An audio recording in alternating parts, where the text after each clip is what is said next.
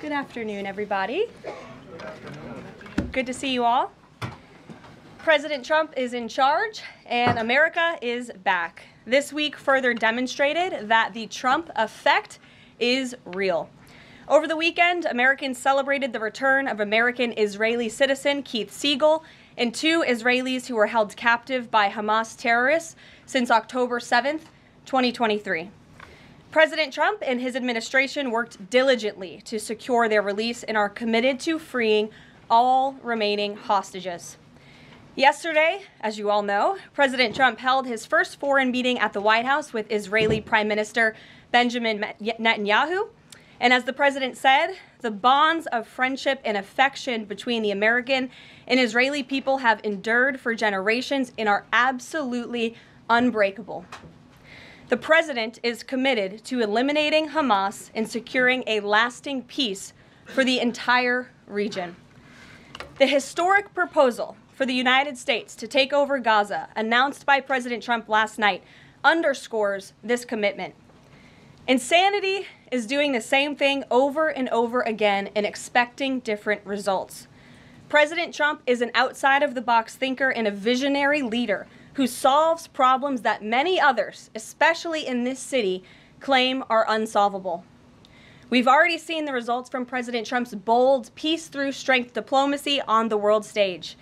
In response to President Trump's tariffs this week, both Mexico and Canada took immediate steps to alleviate the illegal alien migration and flow of deadly drugs, particularly fentanyl, into our country. Mexico's President Claudia Sheinbaum agreed to permanently supply 10,000 Mexican soldiers on the U.S. border who will be specifically designated to stopping fentanyl and criminal aliens from pouring into our country.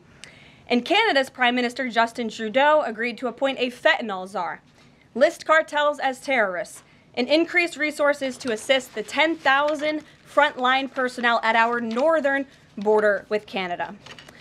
In recognition of these steps, President Trump paused the implementation of tariffs for 1 month while negotiations continue and final deals can be structured.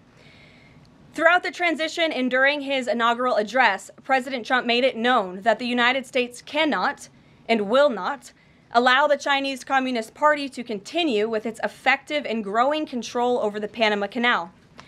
Following Secretary Rubio's successful first trip and visit there over the weekend, Panama's president said he will allow its participation in the Chinese Communist Party's, it will no longer allow the participation in the Belt and Road Initiative. That participation will expire. This is significant because Panama was the first Latin American nation to join Belt and Road and now becomes the first to back away from it because of President Trump. And to assist with the ongoing mass deportation effort, El Salvador's president has agreed to the most unprecedented migratory agreement anywhere in the world. Because President Trump is back in charge, El Salvador has offered for illegal aliens of any nationality facing deportation in the U.S. to be booked in his country's prison system. And finally, President Trump's envoy for special missions, Rick Grenell, traveled to Venezuela and not only secured the release of 6 American hostages, but Venezuela also agreed to accept the return of illegal alien Tren de Aragua gang members.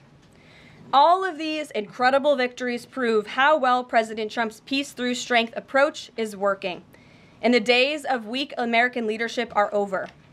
In another success story this week, efforts to seal the border, halt the invasion, and carry out the largest mass deportation campaign continue at lightning speed. Customs and Border Protection has approximately 79 miles of new border wall projects already underway in various stages of construction and planning. The first flights arrived to Guantanamo Bay yesterday afternoon out of El Paso. And who were some of the passengers aboard, you may ask? There were 10 members of the transnational gang Tren de Aragua on this flight. And overall, our heroic ICE agents continue to prioritize the removal of violent criminal illegal aliens in communities across the country. On February 3rd, ICE Dallas arrested a citizen of Nicaragua who has been convicted of sexual assault, strong arm, and lewd acts with a minor and sentenced to 15 years in prison. ICE Los Angeles arrested a Mexican citizen who has been convicted of lewd acts with a minor and sentenced to 364 days. And ICE Atlanta arrested a citizen of Mexico who has been convicted of homicide by vehicle and hit and run and sentenced to 6 months confinement. And ICE New York arrested a Venezuelan national and known TDA gang member who has a prior criminal conviction for assault in the 3rd degree causing physical injury. Americans are safer every single time one of these criminals is arrested and deported from our country. On another important and ongoing topic, the Senate is working fast to confirm President Trump's exceptional cabinet nominees in the face of relentless media smear campaigns. As of right now, 12 members of the president's cabinet have been confirmed, most recently Pam Bondi, who, as you all know, I was just in the Oval Office for that swearing-in ceremony surrounded by Pam's lovely family, and we look forward to watching her serve as the Attorney General of the United States. According to CNN, President Trump is getting more cabinet picks confirmed so far than the average president in the modern era. Another success story. And we believe it's critical that Republicans in the Senate majority stay tough and keep their foot on the gas to confirm all of the remaining nominees as quickly as possible so we can continue President Trump's important work here at the White House and across our entire federal government. And lastly, throughout his historic campaign, President Trump pledged to restore common sense to our country. And he is continuing to deliver on that with an executive order that he will sign later today. The president will be signing an executive order keeping men out of women's sports to defend the safety of athletes, protect competitive integrity, and uphold the promise of Title IX. This common sense action from President Trump ends the disgusting betrayal of women and girls by the previous administration, who for years catered to radical activists who wanted biological males to be treated as women in workplace showers, competitive sports, prisons, and even rape shelters. Gender ideology insanity is over. Submissions from individuals across the country interested in participating in our new media seat at a future briefing continue to flood in. We are at more than 12,000 and counting. If you're watching right now and are interested, you can continue to apply on our new media website, whitehouse.gov/newmedia. And in the seat today, we have a longtime national television broadcaster. I'm sure many of you recognized her when she came in, Sage Steele, who is now the host of an incredibly successful podcast, The Sage Steele Show, on YouTube and all podcast platforms. And previously, Sage was a fixture at ESPN from 2007 to 2023, primarily hosting SportsCenter, which we all know well, before leaving the company to exercise her First Amendment rights more freely. We are honored to welcome her to the briefing room today. She will be joining the president at the big EO signing later this afternoon. I know many of you will be there as well.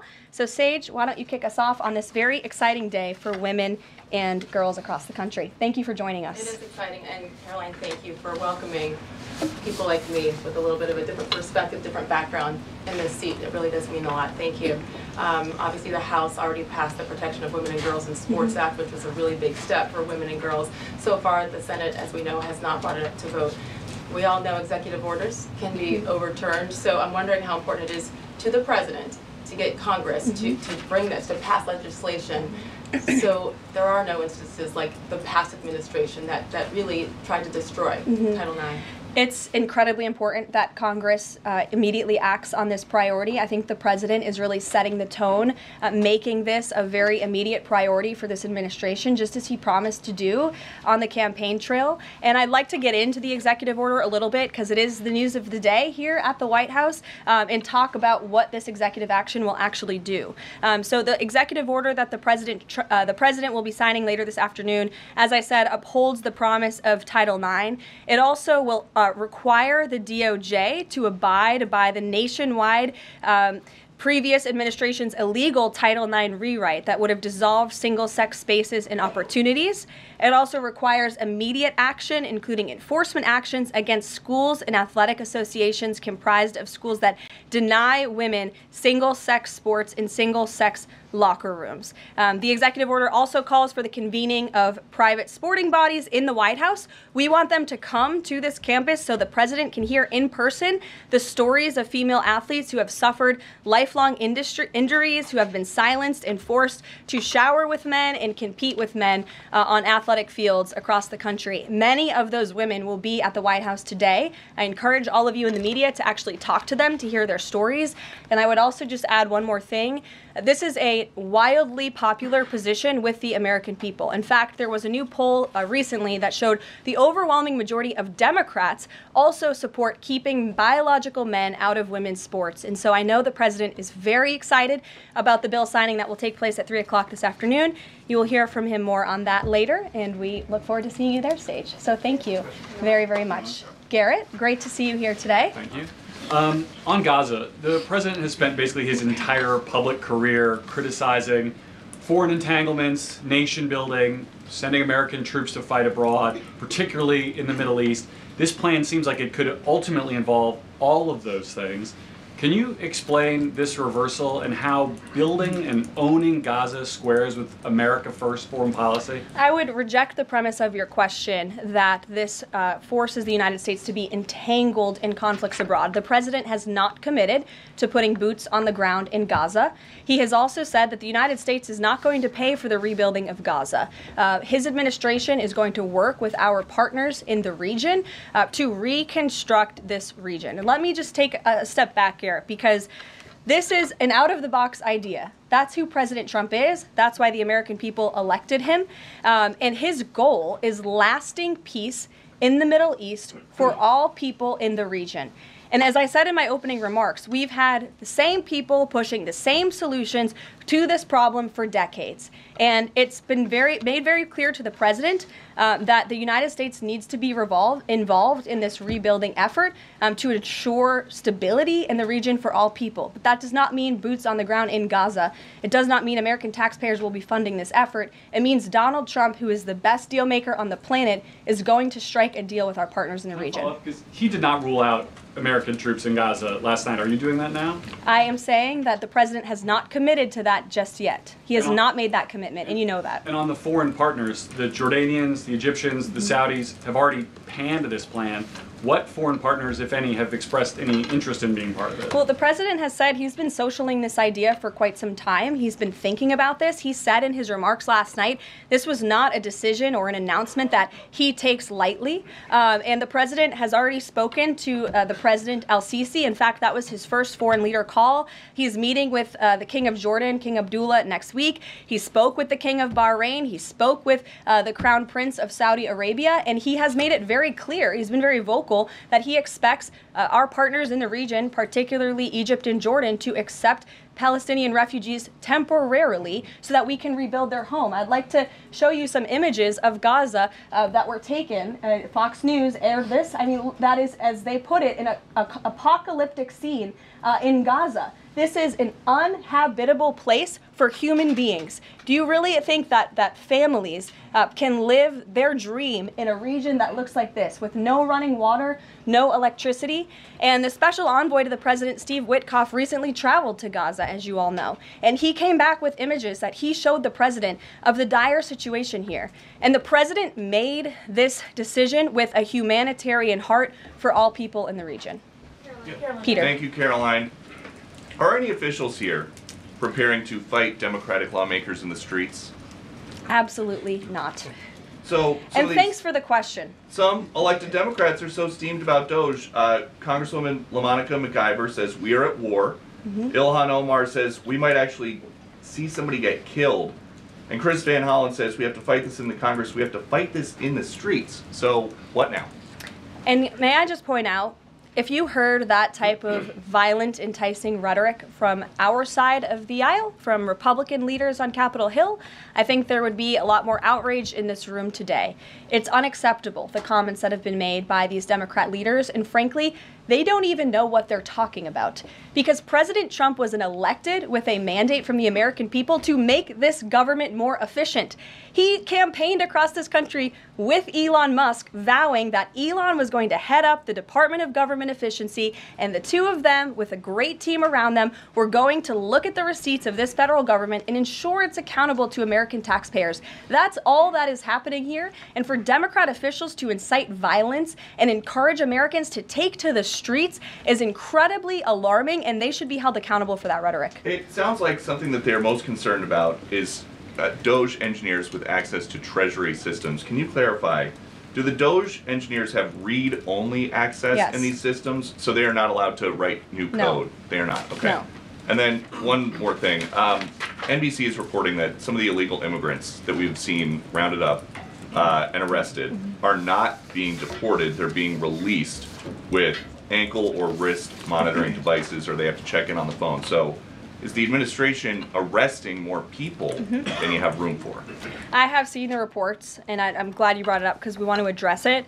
There have been a total of 461 illegal aliens. This is of this morning when I got this information from DHS that have been released from custody of the more than 8,000 that have been arrested since President Trump was inaugurated. It's less than 6%, and there are reasons for their release. Some of the factors include a lack of significant likelihood of removal in the foreseeable future, lack of detention availability, which is something this president and this administration has been incredibly vocal about. We are doing everything we can to deport and detain illegal immigrants, but we need Congress's help to increase funding for Border Patrol and for ICE to increase detention capability in our facilities. And then other serious medical conditions have also been the reasons for some of the release of these individuals. But none of them have final deportation orders. Many of them are probably contesting their immigration status. I'd refer you to DHS for more details, but I did get that information because I knew it'd be a question, so thank you. Sure. Yes. The president and you here again today have made clear, given the devastation, you think Palestinians have no choice but to leave Gaza and go elsewhere. But Palestinians say this is their home. They don't want to go. The president last night said he's willing to use the military if necessary. Is the U.S. prepared to remove Palestinians from Gaza by force?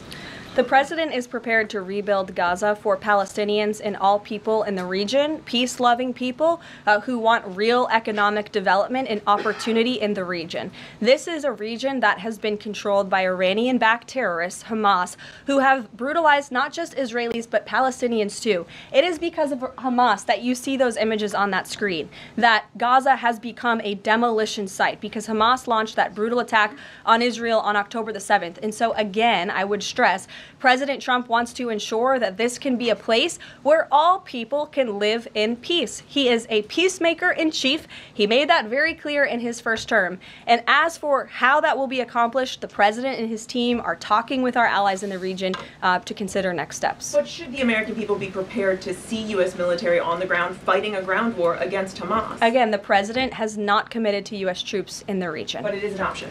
I have said that the president has not committed to that yet. Sure. If I could just follow up on that, though, why not rule out the idea of committing U.S. troops? This has been a long-standing argument that the president has made really over the last decade or so, talking about endless wars and not something the U.S. wants. Why not rule out? Because I think the president is very good when he's making deals and negotiating not to rule out anything because he wants to preserve that leverage in negotiations. And so I think that's what he's doing here. If I Mary. can follow up on that, though, he also said that everyone loves this plan. He said that in the Oval Office this morning. Sure. In fact, the Deputy Prime Minister of Jordan called it a declaration of war on the Arab people.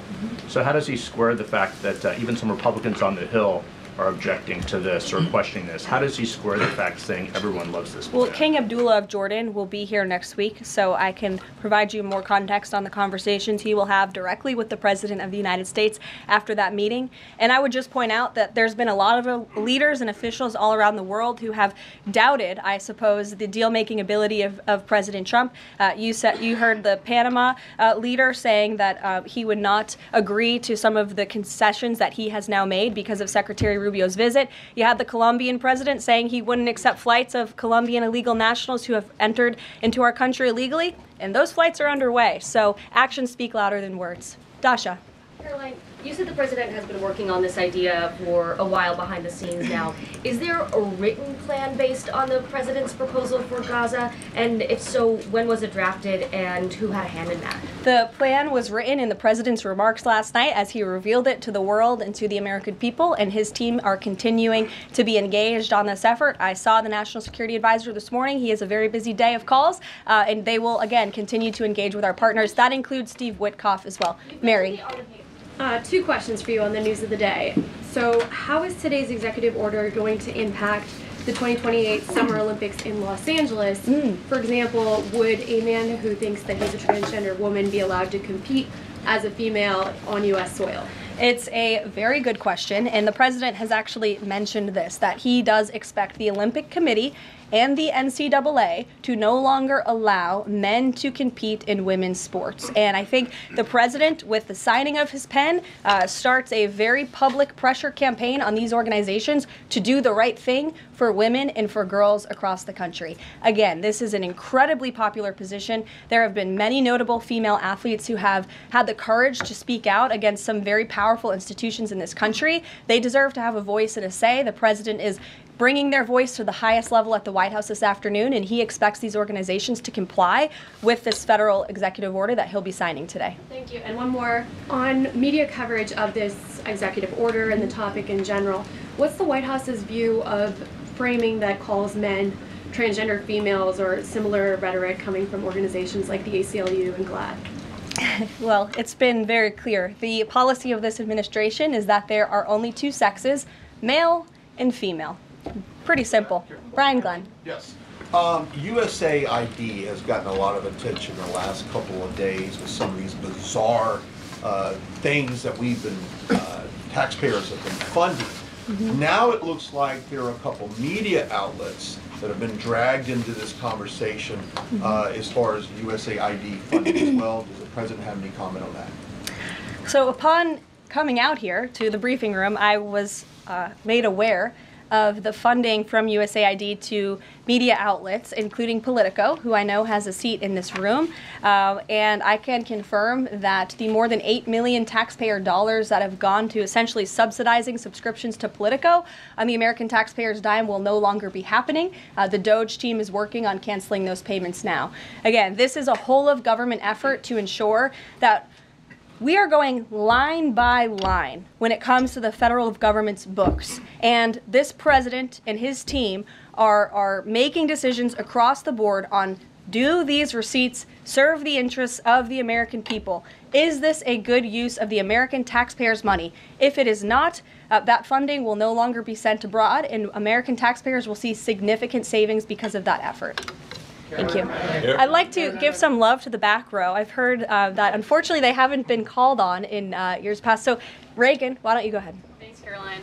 The WHCA announced that comedian Amber Ruffin, who has called the president a toddler with his pants pulled down, will be the entertainment for this year's Correspondents' Dinner. Does the White House have a reaction to this choice, and will the president be attending the dinner this year? Certainly an interesting choice. I have the president's invitation on my desk. I have the invitation for myself on my desk as well. Haven't talked to the president about it. When he makes his decision, I will let you all know. But definitely an interesting choice of the comedian. I'll talk to the boss about it and see what we decide. Sure, go ahead. Yes, yes. On the executive order set to be signed today, you said that this will be enforced. Can you spell out for schools and the public how exactly the administration plans to enforce this, even at the local levels? And on top of that, there are human rights groups who say that this could expose kids to discrimination. What is your response to that? I think kids have already been exposed to discrimination, especially young women and girls who have been forced to shower in locker rooms with biological men, who have been forced to compete on playing fields with biological men, which is incredibly unfair and unsafe, and again, an incredibly unpopular policy with the American people. As for the actions that this executive order takes, I already laid those out at the beginning of the briefing. I'm happy to give you a copy of this fact sheet so you can let your audiences across the country know. What's your message to schools who don't comply with this? They should, because it's going to be federal law in about an hour and a half. So your colleague to your right, to my Thanks, left. Caroline. Yes. Taylor with Spectrum News. You talked a bit about DOJ. Elon Musk is currently a, quote, special government employee who also owns companies that have billions of dollars in federal contracts. You said earlier this week that he has abided by all applicable federal laws, but what steps is the Trump administration taking to address that conflict of interest? The president was already asked and answered this question this week, and he said if Elon Musk comes across a conflict of interest with the contracts and the funding that DOJ is overseeing, then Elon will excuse himself from those contracts. And he has, again, abided by all applicable laws. In the back left, go ahead. Trade advisor Peter Navarro, when asked about the External Revenue Service today, said, quote, we're going to collect a lot of tariff revenues and we're going to get tax cuts out of it. Is it the official position of the White House that tariffs will lower taxes for Americans? The president has always been clear that he believes tariffs are a tax on foreign nations, and he's committed to cutting taxes for the American people here at home. He also believes tariffs are a great revenue raiser for this country, and that's exactly why he has committed to the creation of the External Revenue Service, which I think is a phenomenal idea. We'll just go down the whole row. Go ahead. Tom Bateman with the BBC. Can you confirm that under the President's plans for Gaza, any and all Palestinians who want to stay in Gaza on their land will be allowed to do so? I can confirm that the president is committed to rebuilding Gaza and to temporarily relocating those who are there, because as I've showed you repeatedly, it is a demolition site. There is no running water. There is no electricity. The president wants these individuals to live in peace. He is committed to doing that with this very bold new plan, and we will continue to keep you apprised of updates as we receive them. Ed Lawrence, go ahead. Yes, go ahead, Ed. I appreciate it. Thank you. So now that the President Trump's policies are starting to take shape, how long will it take to cycle through and get some of the actual prices that Americans are paying to come down? Prices at the store and at the grocery pump? All of the above. Across the board, sure. Well, the president is doing everything he can, obviously, to reduce the cost of living crisis in this country as quickly as possible. That's why he signed a litany of executive orders across the board. In the first couple of weeks here, he declared a national energy emergency. He committed to cutting 10 regulations for every new one on the book. As you know, working for a Fox Business-related outlet, deregulation and energy independence are huge drivers of reducing inflation in this country. And I think Americans can be assured by the results President Trump had in his first term, when again inflation was 1.4% when he left office. But is it months or is it a year? And will Americans have the patience to wait for it? I don't have a timeline, but the president is doing everything that he possibly can to reduce cost of living for Americans at home.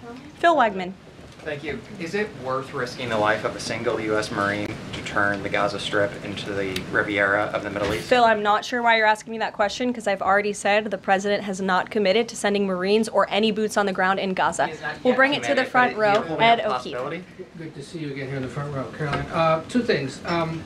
On today's announcement, Title IX, if he scales back the education department or moves to shut it down entirely, what entity will enforce Title IX? As of now, this will be enforced through education, through Title IX.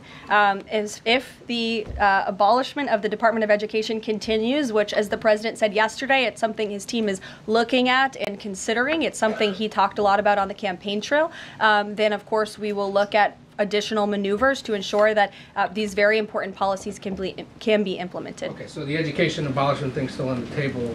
Yeah, the president talked about it yesterday in the Oval Office, and he has good reason to talk about it. I mean, look, our education system is failing students in this country. The Nation's Report Card, I brought it up in my remarks last week, it shows that fourth graders are not reading at the level they should. I believe it was 40% of them are proficient in reading. As the mother of a child, I want an education system that helps my child read and write, teaches him math, nothing else in the classroom. And the president is wholeheartedly committed to we can make academia great again in this country. One other quick Deanna, one, go ahead. Thanks, Caroline.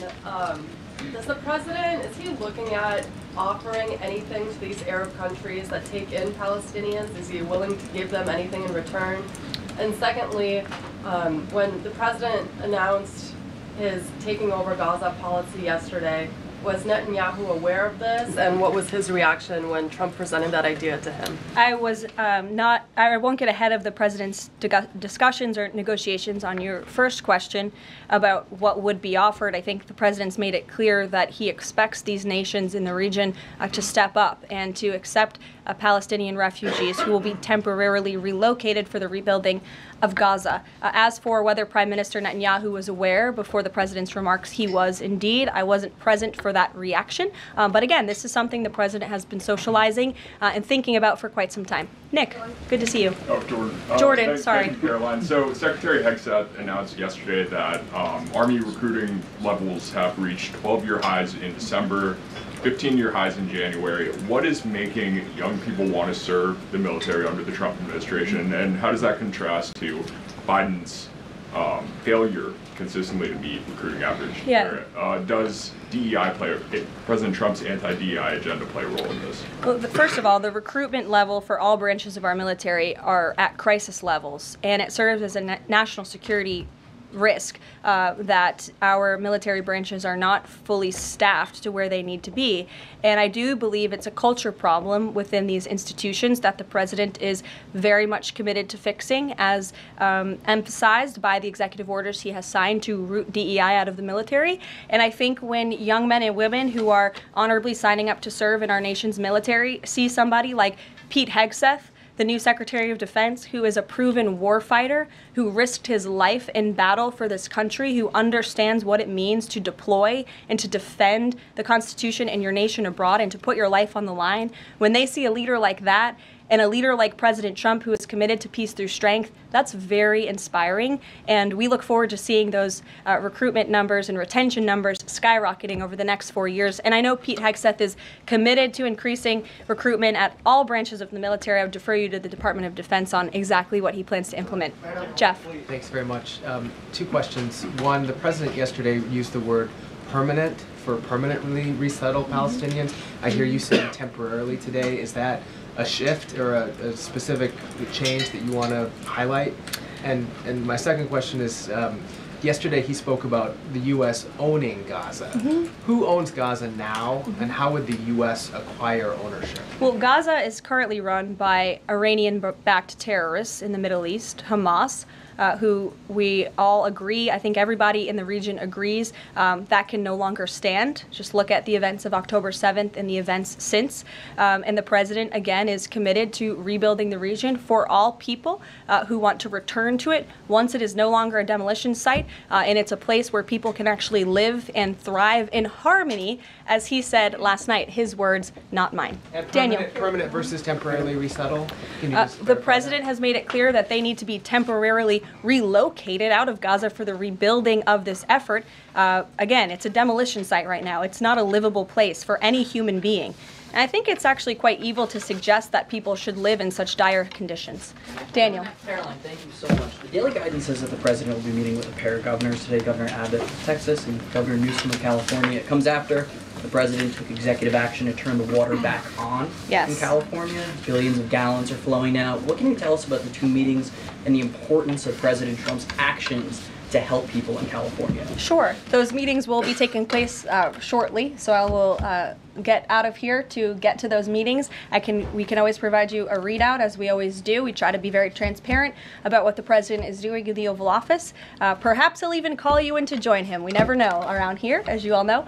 But Governor Abbott is obviously a great friend and an ally to the president. He has been on the front lines of the border crisis in this country. And as for Governor Gavin Newsom, well, the president is willing to work with anybody from blue states or red states to do what's best for the American people. And he really enjoyed, the president really enjoyed his trip to Pacific Palisades last week. He felt very inspired by the frustration of the residents there, and he has been wholeheartedly committed to ensuring that the water is flowing in California to prevent these wildfires, and also that people have access to their properties. And he has continued to apply tremendous pressure to Gavin Newsom and also the Los Angeles mayor to allow private residents and property owners to access their property. He believes that's their right to do so, and they should be able to do it. And one more thing before I wrap up, because I do want to get to these meetings, and I will see you all at the EO signing later this afternoon. I would just say that you brought to mind California and North Carolina, who continue to be on our hearts, and the president and this administration are committed to ensuring that these individuals get the funding that they need. And I would just say a strong message to Democrats who are out there pretending to be outraged about the long list of crap that this administration is cutting, federal waste and funding, like $2 million for sex changes in Guatemala, $6 million to fund tourism in Egypt, $20 million on a new Sesame Street show in Iraq, $4.5 million to combat disinformation in Kazakhstan. I could go on, and I'm happy to provide this list to every single one of you. Democrats are outraged that the American people want to be, they want their taxpayers going to good uses, not stuff like this. But then they're very quiet about the fact that there are still North Carolinians and people in California who have lost everything, and in the last 4 years, this federal government did nothing to help them. This president will continue to put Americans first, and I think the successes of this week so far speak to that, and it's only Wednesday. So I'll see you guys later this week, and we'll see you this afternoon. Thank you very much.